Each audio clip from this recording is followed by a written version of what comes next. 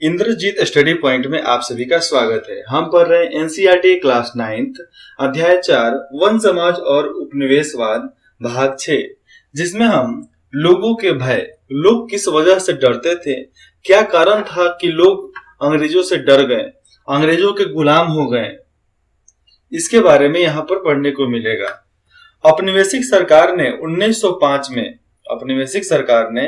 1905 में जब बंगाल के 2/3 हिस्से को आरक्षित करने, घुमंतू खेती को रोकने और शिकार व वन उत्पादकों के संग्रह पर पाबंदी लगाने जैसे प्रस्ताव रखे तो बस्तर के लोग बहुत परेशान हो गए थे, क्योंकि उनको बहुत ज्यादा दिक्कत था ये बिल पास होने से, क्योंकि वो घुमंतू खेती नहीं कर पाते थे, आरक्षित जंगल जो था उसमें जा नहीं सकते थे, हर चीज के लिए रोक टोक था, इसको शिकार ये लोग कर नहीं सकते, खाने पीने पर पाबंदी, रहने पर पाबंदी, चारा अपने जानवरों के लिए उस पर पाबंदी, ये लोग बहुत परेशान थे। मैं यहाँ पर ये नहीं बोलूंगा कि हम लोग 1000 सालों से गुलाम थे, ये नहीं बोल सकता, क्योंकि 1000 सालों से मैं तो खुद 1000 सालों का हूं नहीं। 1000 साल का हम थोड़ी हैं कि हम पहले का लेकर चले। अरे जब से हम देश में लगा है कि हाँ भाई भारत की नागरिकता हमें कब से मिली, जब देश आजाद हुआ तब से मिली, क्योंकि उसके पहले तो देश खुदे हजारों टुकड़े में बटा हुआ था, इतने रियासतें थे, यहाँ पे हर जगह पर अलग अलग देश था, नहीं तो अपना हिंदुस्तान कमती बड़ा था। हिंदुस्तान, बांग्लादेश, सिक्किम, भूटान, नेपाल, पाकिस्तान, ऊपर से चल जाओ उधर लद्दाख, तिब्बत, अफगानिस्तान के बाद आ जाएगा काबुल, ताइवान, ईरान, ये सब तो अपना ही हिस्सा है, टुकड़ा है अपने शरीर का, हिंदुस्तान के जमीन का टुकड़ा है ये। कुछ गांवों को आरक्षित वनों में इस शर्तों पर रहने दिया गया कि वे वन विभाग के लिए पेड़ों की कटाई और ढलाई का काम मुफ्त में करेंगे, पैसा लेकर नहीं, फ्री में काम करेंगे। जंगल को आग से बचाएंगे, आग नहीं लगने देंगे। बाद में इन्हीं गांव को वन ग्राम कहा जाने लगा। इन्हीं को जंगलों में रहने वाले निवासी मतलब जंगल ग्राम चाहे वन ग्राम को ही जंगलों का गांव बोलते हैं, तो जंगलों का गांव कहा जाने लगा। बाकी गांवों के लोग बगैर किसी सूचना या मुआवजे के हटा दिए गए। काफी समय से गांव वाले जमीन के बढ़े हुए लगान तथा औपनिवेशिक अफसरों के हाथों बेगार और चीजों की निरंतर मांग से त्रस्त थे। बाकी लोग इस चीज से परेशान थे कि अंग्रेज अफसर उनसे कुछ ना कुछ मांगते रहता था, सामान मांगेगा, चाहे कुछ जंगली जानवरों को मांग लेगा, नहीं देने पर आपके घर की बहू बेटियों को उठा कर लेकर चल जाता था, तो इसलिए ये लोग बहुत ज्यादा परेशान हो गए थे। इसके बाद भयानक काल का दौर आया। पहले उस भयानक काल का मतलब अकाल का दौर आया, ठीक है। पहले 1899 से लेकर 1900 तक एक साल, फिर 1907 में 1908 तक फिर से आया, क्या आया, अकाल। वन आरक्षण के चिंगारी का काम किया। आइए जितने भी अकाल थे, ये जंगलों के जो आरक्षण जगह थे उन पर चिंगारी का काम किया। लोग अब बौखला गए थे, पगला गए थे एकदम, इस साल हमारे ही भूमि पर ये आरक्षण लगा रहा है, हमारे ही जमीन पर ये सब रोक टोक, हम नहीं सहेंगे, मारो मारो। उसके बाद मारना पीटना चालू हो गया। लोगों ने बाजारों में त्योहारों के मौके पर और जहां कहीं भी कई गांवों में मुखिया और पुजारी इकट्ठा होते थे। गांव का त्योहार हो, बाजार हो, चाहे बहुत सारा मौका मिलता था जिसमें सब पुजारी और जितने भी मुखिया थे एक जगह जमा होते थे। जमा होकर वो लोग किसी न किसी मुद्दे पर चर्चा करते थे, उस पर चर्चा करने का प्रारंभ करते थे कि भैया कुछ तो करो। काकर वन के धुरवा समुदाय के लोग इस मुहिम में सबसे आगे थे, क्योंकि आरक्षण सबसे पहले यही लागू हुआ था, इसलिए ये लोग सबसे आगे थे। कांगेर वन में धुरवा समुदाय वहां पर है, ये लोग वहां के थे। हालांकि कोई एक व्यक्ति इनका नेता नहीं था, लेकिन बहुत सारे लोग नेगानार गांव के गुंडाधुर, नेगानाव गांव में गुंडाधुर थे, इनको आंदोलन की एक अहम शख्सियत मानते थे, इनको समझते थे कि ये हमारे नेता हैं।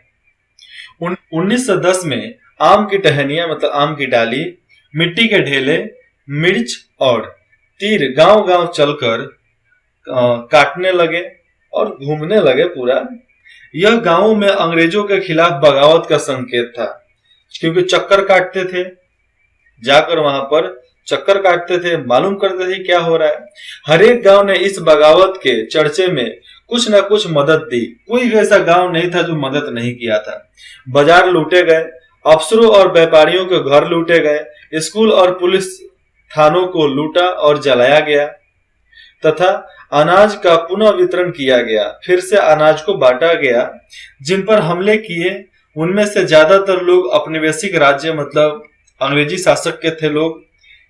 इसके दमनकारी कानूनों से किसी न किसी तरह जुड़े थे, और जो लोग दमनकारी इलाका मतलब औपनिवेशिक राज्य से जुड़े थे उन लोगों को भी लूटा गया।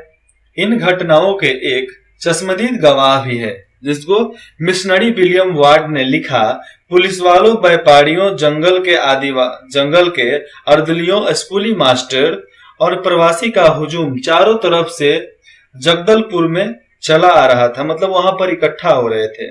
अंग्रेजों ने बगावत को कुचल देने के लिए सैनिक भेजे। आदिवासी नेताओं ने बातचीत करनी चाहिए, लेकिन अंग्रेज फौज ने उनके तंबुओं को घेर कर उन पर गोलीबारी मतलब गोलियां चला दी, गोलीबारी चालू कर दी। इसके बाद बगावत में शरीक लोगों पर कोड़े बरसाते हुए, वहां पर जितने भी लोग थे उन पर कोड़े बरसाते हुए उन्हें सजा देते सैनिक गांव गांव घूमने लगे। ज्यादातर गांव खाली हो गए क्योंकि लोग भागकर जंगलों में चले गए थे। अब भाई गांव गांव में घुस कर मारेगा पुलिस तो भैया सब कोई भगबे करेगा। आज भी देखोगे किसी गांव में दंगा होगा तो उस गांव के सारे लोग खेते में मिलेंगे, घर पे कोई नहीं मिलेगा, नहीं तो उठाकर पुलिस ले जाएगी। भोड़िया ने 400 लोगों को इकट्ठा कर कई सारे बकरों की कुर्बानी दी। फिर से सुनो, भोड़िया ने वहां पर भोड़िया कोई था, भोड़िया ने 400 लोगों को इकट्ठा कर कई सारे बकरों की कुर्बानी दी और दीवान किसके बीजापुर की तरफ से आने की संभावना थी। अब जिसके भी बीजापुर से आने की संभावना थी उसको बीच में ही रोकने के लिए चल पड़ा। 10 फरवरी को चली इस भीड़ ने पुलिस चौकी तथा मारेगा स्कूल जला दिया। वहां पर एक मारेंगा स्कूल था उसको जला दिया। कैसमूर में जो लाइनें थी, लाइनें और पशु और उत्साला मतलब खटाल पशुआलय, उसको टोकापाल जिसको बोलते थे राजूर, टोकापाल में भी एक स्कूल को जलाया गया। टोकापाल जगह है राजूर, वहां पर भी एक स्कूल को जलाया गया।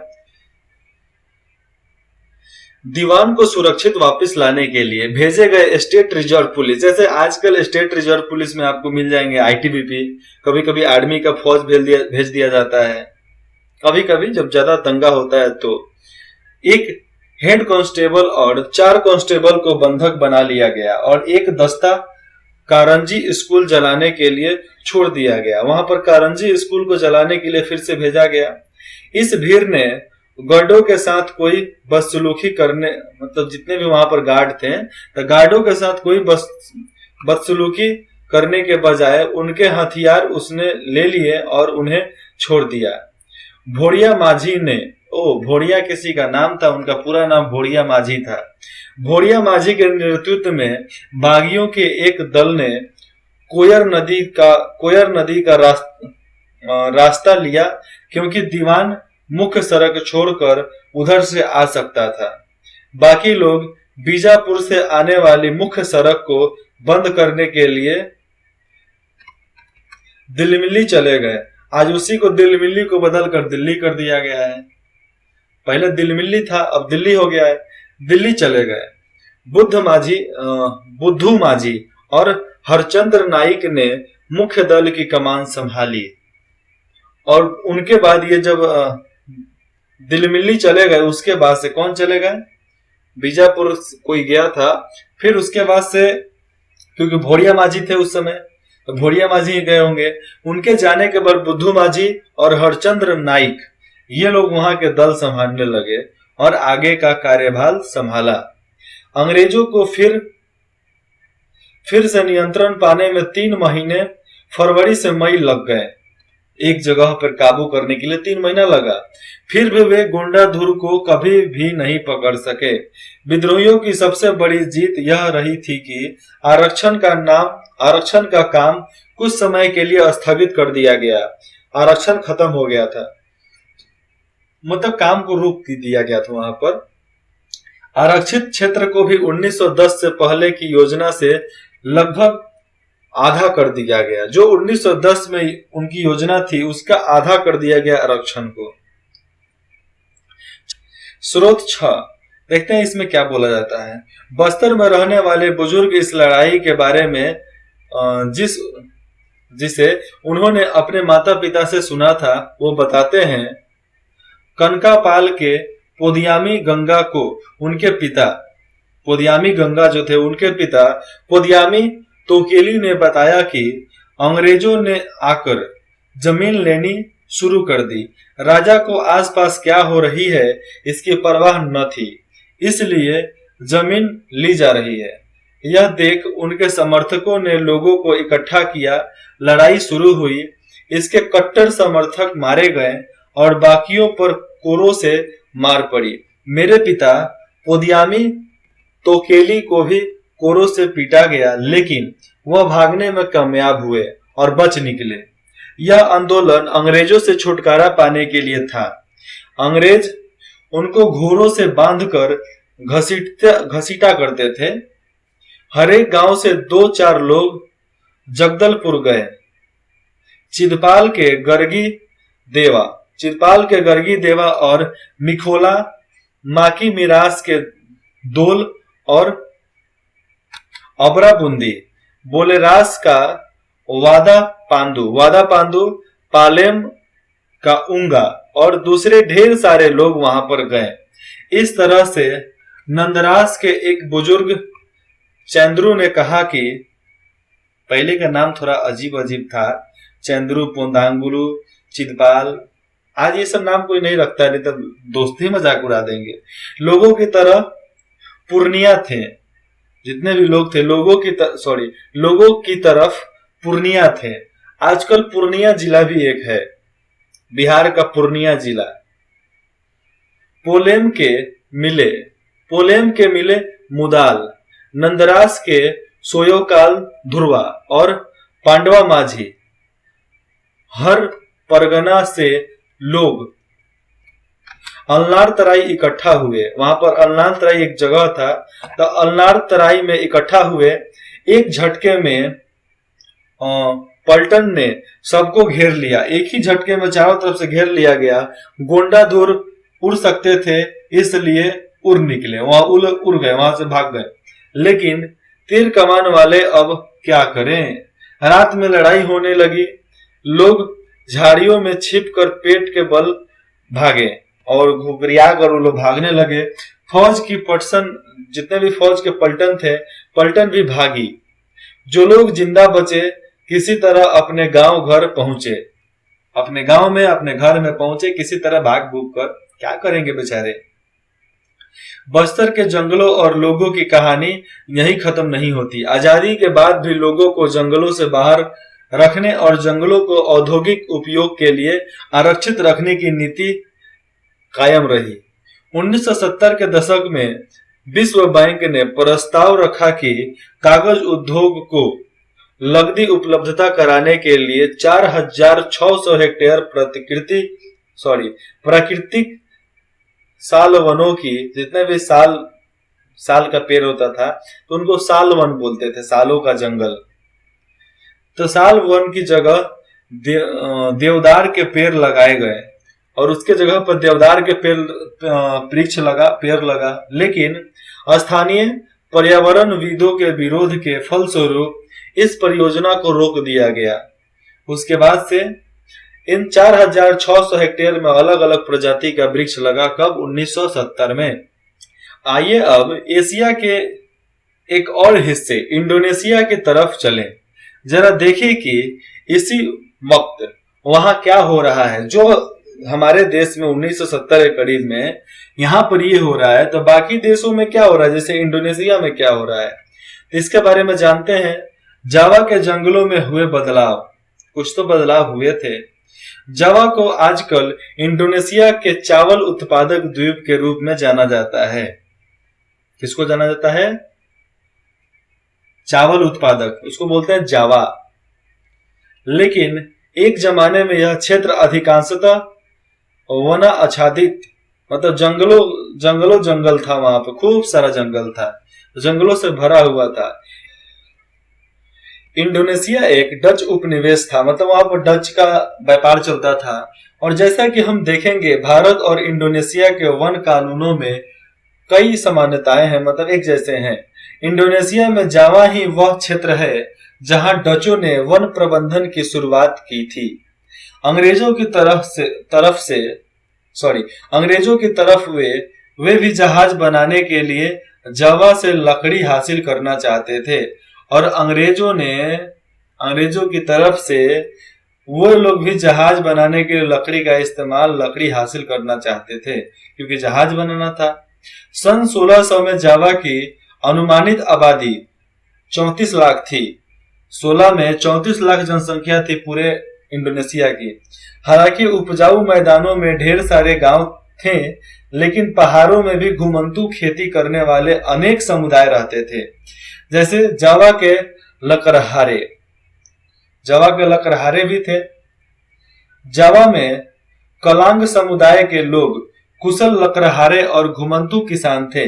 उनका महत्व इस बात से आंका जा सकता है कि 1755 में जब जावा की माताराम सियासत बटी, तो वहां पर माताराम सियासत मतलब वहां पर राज था, तो माताराम सियासत को बंटवारा हुआ उसका। यहाँ के 6000 कलांग परिवारों को, जितने भी कलांग परिवार थे, तब परिवारों को भी दोनों राज्यों में बराबर बराबर बांट दिया गया। जब बंटवारा हुआ तो बराबर बराबर का हुआ। उनके कौशल के बगैर सागौन की कटाई कर राजाओं के महल बनाना बहुत मुश्किल था। और उनके कौशल के बगैर, मतलब उनके पास कौशल तो था नहीं, उतना सीखे नहीं थे, लेकिन फिर भी राजा का महल बनाने के लिए बहुत मुश्किल था। लेकिन फिर भी महल तो महल होता है भाई, बनाना ही पड़ेगा। डचों ने जब 18वीं सदी में वनों पर नियंत्रण स्थापित करना प्रारंभ किया, तब उन्होंने भी कोशिश की कि कलांग उनके लिए काम करे। अब वो लोग भी चाहते थे कलांग हमारे लिए काम करे। कब? 1975 में। 1970 में कलांगों ने एक डच किले पर हमला करके उनका प्रतिरोध किया, लेकिन इस विद्रोह को दबा दिया गया। जितने भी वहां पर कलांग समुदाय जो था, जो लकड़हारा था, तो ये लोग एक संगठन बनाकर 1770 में महल पर डच किले जो थे उस पर आक्रमण भी किया। लेकिन यार, राजा होता है, पायादा थोड़े, गुलाम थोड़े कि वो हार जाएगा। तो वो लोग, उनके जितने विद्रोह थे उसको दबा दिया गया, जिसके वजह से वो उनकी मोर्चा वहीं पर खत्म हो गए, उनकी हिम्मत भी धराशायी हो गई। अब इसके अगले भाग में पढ़ेंगे डच वैज्ञानिक वानिकी के बारे में, कि वानिकी क्या बोलते थे। ठीक है, अगर आपको कुछ भी डाउट हो तो आप कमेंट करके बता सकते हैं, अन्यथा आप मेल पर भी बोल सकते हैं, अन्यथा डिस्क्रिप्शन में दिए गए मैसेज पर भी, मतलब नंबर जो दिया है उस पर मैसेज कर सकते हैं। ठीक है, इंद्रजीत स्टडी पॉइंट में जुड़ने के लिए आप सभी का बहुत बहुत धन्यवाद। आज मैं जब रिकॉर्डिंग कर रहा हूँ, अपलोड कर रहूंगा आज 15 अगस्त है 2023 का, इसलिए इंद्रजीत स्टडी पॉइंट की तरफ से स्वतंत्रता दिवस की आप सभी को हार्दिक शुभकामनाएं।